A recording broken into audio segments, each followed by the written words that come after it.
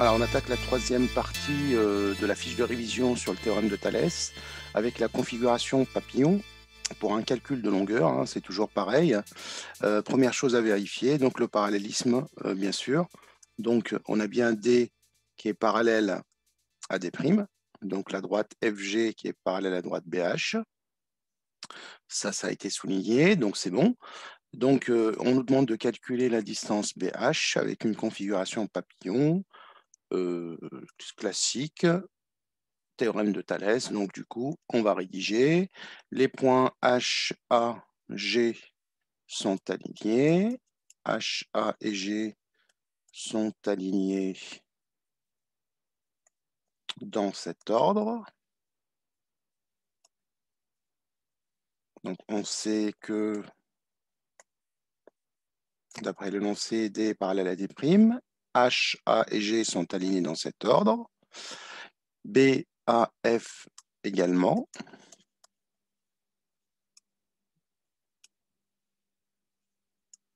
Sont alignés dans cet ordre. Alors, ces deux phrases, on aurait pu les remplacer par BF et HG sont deux droites séquentes en A.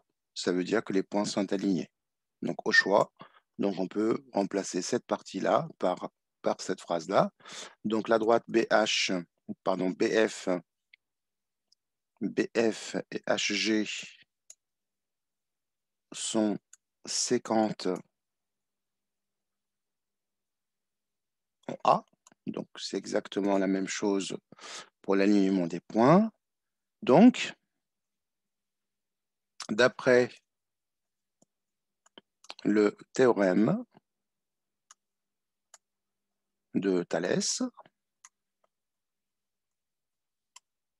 on a, donc là, on va écrire l'égalité des rapports. Vous partez toujours de votre sommet commun.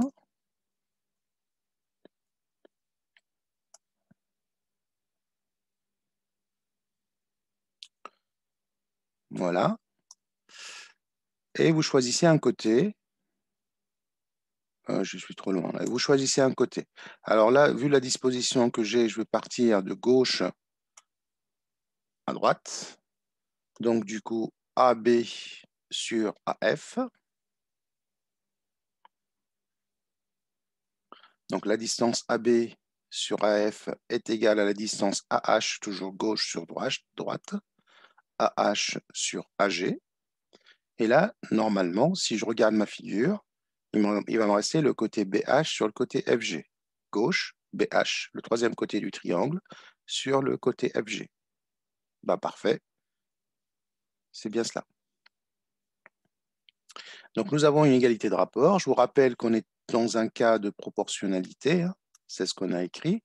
Les longueurs sont proportionnelles 2 à 2. Autrement dit, les deux triangles sont semblables. Encore une fois, on pourra parler de réduction, parce qu'on voit bien que ce triangle-là, c'est une réduction de l'autre triangle, étant donné que le côté AH, c'est la réduction du côté AG sur l'autre triangle, sur le triangle ou dans le triangle AGF. Donc, il s'agit d'une homothétie de centre A et de rapport 4/6 si on parle de réduction. Alors, je vais maintenant remplacer.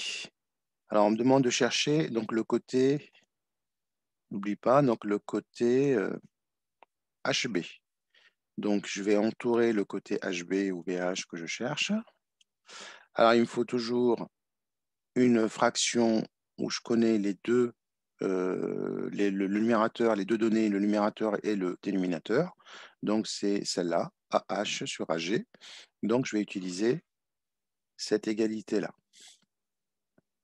Donc, AH, c'est 4. 6e égale à BH, c'est ce que je cherche, sur FG, qui est égal à 7. Donc, on arrive au produit en croix. Donc, 4 fois 7 égale à 6 fois BH. Ou bien, directement, BH égale 4 fois 7 sur 6. C'est ce qu'on trouve ici.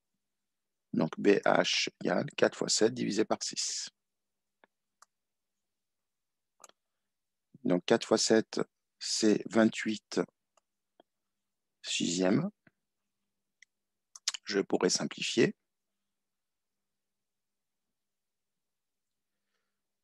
Alors, si je simplifie par 2, c'est 14 tiers. Et vous laissez, comme ça, ce n'est pas la peine d'aller chercher une écriture décimale parce qu'il n'y en a pas pour cette fraction-là. Donc, BH est tout simplement égal à 14 tiers centimètres. Voilà. Donc, dernière étape à faire sur votre feuille de brouillon, vérification. Est-ce que, d'abord, ce que je viens de trouver est plausible? Alors, ben oui, il faudra vérifier l'égalité des rapports. Ben, on va vérifier. Est-ce que 14 tiers divisé par 7, ça nous donne 4 sixièmes? Donc, 14 tiers divisé par 7, donc ça nous fait 14 tiers fois l'inverse de 7, c'est-à-dire 1 septième. Une petite simplification ici s'impose, en divisant par 7 des deux côtés. Là, c'est 2, là, il me reste 1, donc c'est 2 tiers. Est-ce que 2 tiers est égal à 4 sixièmes? Est-ce que 2 tiers est égal à 4 sixièmes? Et bien sûr, c'est juste la fraction réduite de 4 sixièmes. Merci pour votre attention et à très bientôt. Au revoir.